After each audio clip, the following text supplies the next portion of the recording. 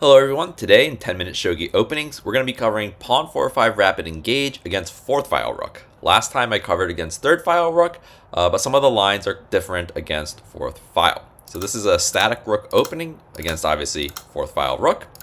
And it's a very aggressive opening and a bit offbeat because we're going to be jumping our knight very early. People aren't necessarily used to this attack. And so you can kind of throw some people off if they don't know exactly what they're doing against it. So I like jumping this knight very early in case my opponent in this position decides to try and go for something on a Guma, because you can actually just start attacking them right away when their castle isn't ready yet. But the main line is against Mino Castle, so that's what we're going to cover today. And yeah, again, just as the namesake goes, we're going to push this pawn to 4-6 so that we can push it to 4-5. Now, this is probably the key position in this opening, and there are two main moves that you're going to see here. One is silver to 4-3, and one is gold to 5-2, and we have to respond to them very differently. The main line and the namesake of the actual opening and aggressive strategy is when the opponent plays silver to 4-3. This is when we can go right away and push pawn to 4-5. The opponent can't take this pawn because then we get to trade bishops. Knight takes, and we're going to push the pawn on 2-4, and now there's no way for the opponent to defend the second file, and our rook is going to get in. So this is already good for us. And most people know not to take this pawn, and instead here they're going to play gold to 5-2. And the key idea that you have to remember is you push the pawn to 4-5. If they don't take it, you need to wait. And there are three waiting moves that you want to play. First is pawn to 5-6. This helps prevent any bishop drops on 5-5 later after we've traded bishops. Second waiting move is gold to 6-8. This helps shore up our castle. When the gold is on 6-9, the only thing defending it is the king. And so there are a lot of tactics against this boat castle where you sacrifice a piece on the 8th file, the king has to take it, and then the gold hangs. So we're going to go ahead and prophylactively, I believe is the word, move the gold up to 6-8 so that it's defended, and these two golds defend each other.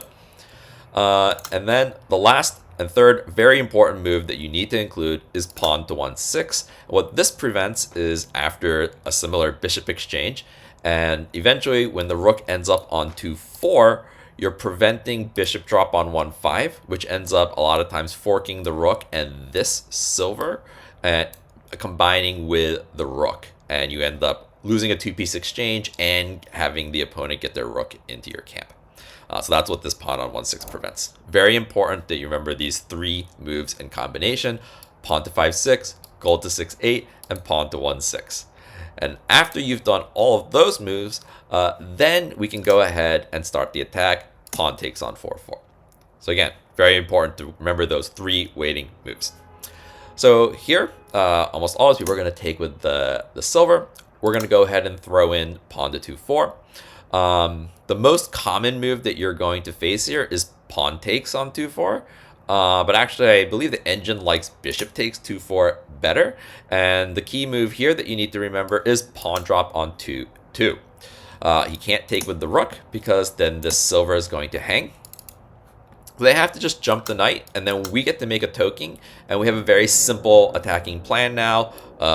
Attack with the toking, right?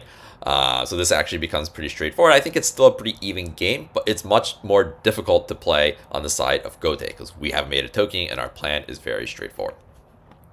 Okay, but most of the time, I would say 90 to 95% of the time, I face pawn takes on 2-4. Here, we're going to go ahead, drop the pawn back on 4-5. If they try and retreat the silver, we get exactly what we want anyway, which is our rook getting in. So they actually have to take this pawn. It's a little bit counterintuitive to some people because they're going to give up this exchange, right? And here, the correct move for our opponent is actually rook takes 4-5 first. But you do get some people trying to trade bishops first. And the reason that this doesn't quite work is because now this knight is hit by our rook. And if you run it away, you're kind of actually losing a tempo.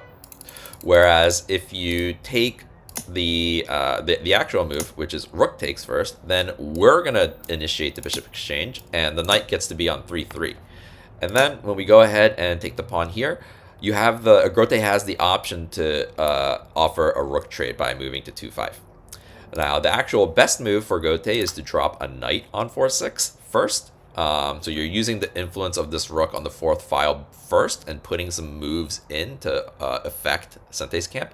So I believe like one line, for example, is something like this, and then rook to 2-5. Then we're going to go ahead and accept the rook trade and drop the rook on 2-1. Opponent's going to drop the rook, defending the knight and attacking our king. And here, there are a variety of different options, but you get a decent game. And you can see that there are a lot of places where Grote can go wrong, but it's still like a very rich opening. It's very even in this position. And there are a lot of different variations that make, slight differences. So like in a lot of positions, this diagonal becomes very important. So a move like bishop drop 4-4 is very strong, targeting the 7-1 square for a silver drop. It just so happens that in this variation, because the pawn is pushed on 7-4, bishop drop 4-4 is not the best option because the king has room to run this way. But this is a move to keep in mind. And then, for example, like if instead of this pawn to 7-4, sometimes people will play gold to 6-3. In that position, you actually want your rook on 3-2, eyeing the king directly because there's only one piece blocking. And then the bishop drop, instead of being on 4-4, you actually want it on 4-3. That's going to attack this goal directly. So there's a lot of like subtle differences in how you play the middle game based on exactly what moves your opponent played and what shape their camp is in. But again, it's a really aggressive opening. You can really, like, if you know the lines really, really well, you can punish mistakes very heavily. So this is an opening that I play a lot. Now I want to go back really quickly to the position that I consider kind of the core position. And that was, we just covered silver to 4-3, and now we're going to quickly try and cover gold to 5-2. So the main difference in this position is that the silver still helps defend the second file. So we actually can't push pawn to 4-5 immediately. And so what we do instead is that we play a couple of our waiting moves. If you remember the 3 that I showed before, you play pawn to 5-6 first, and you kind of wait. Sometimes people will transpose back into silver 4-3, and then you can push the pawn immediately. But a lot of times, if people don't play silver to 4-3 immediately, they kind of know that when they do that, they get attacked. And so they want to play other moves instead. And so the most common move is pawn to 5-4. They're just meeting the pawn push with the pawn. And then we're going to go ahead and play, I have in my file pawn to 6. But this is also a common move. Some people don't want to push this. But like there's some combination of these 3 pawns getting pushed, right? And we're going to keep playing our second waiting move, gold up to 6-8. And if the opponent doesn't transpose back into silver 4-3 here, like let's say they play gold to 6-3, then we actually kind of need to abandon our pawn to 4-5 plan. The real key in pawn to 4-5 is that you need the second file to be lightly defended. So when the silver is still back here, or in some variations, instead of gold to 5-2, they'll like bring the silver up to 4-3 and play gold to 3-2 to try and defend the second file. In those instances, sometimes you just can't push pawn to 4-5. And here we kind of need to abort and instead go into a second plan, which is going to be subway rook. So for example, silver on 4-7. Say the opponent goes ahead here, and then we need to essentially clear out these 2 pieces so that our rook can come around, and we're going to attack on the edge. And the way that we're going to do that is with bishop to 6-6. The key thing you need to remember in this opening, or this variation, is if they push pawn 6-5 immediately, you need to bring the bishop back to 5-7. And the reason is if they push pawn to 4-5, it opens up this bishop. So we need to be able to defend it. So we can defend it with silver to 8-8. And the reason why we need the bishop back on 5-7 is that it helps defend the 4-6 square. Like this. Okay. If instead you sorry, if instead you do what you really want to do in the main line, which is bring the bishop all the way back to 4-8, because this actually defends the knight and it saves us a move. We don't need to play pawn 1-6 in case of bishop coming out. But then now pawn 4-5 from the opponent opens up the bishop diagonal, and we don't have two pieces defending 4-6. So again, if they push the pawn immediately before we've played either knight to 7-7 or silver to 8-8, we need to go bishop to 5-7 to help defend this. Now, usually people don't do this right away. They'll play something like knight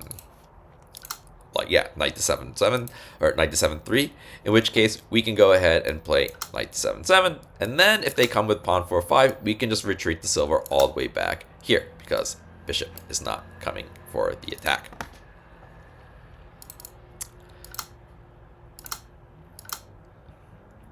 So yeah, they'll probably bring the silver into the game at some point, and obviously here already, like, we're not going to be pushing this. We're already in plan B, which is subway rook.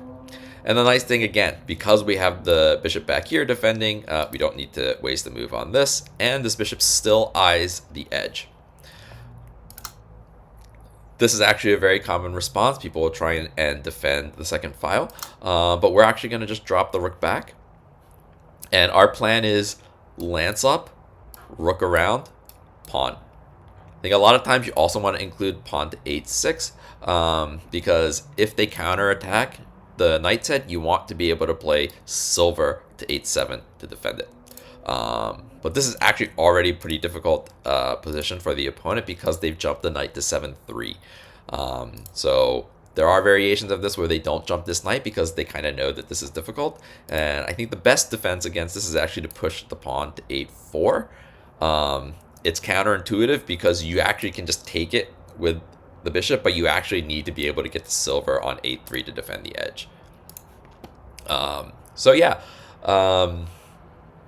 this is the plan B for the pawn to 4-5 strategy.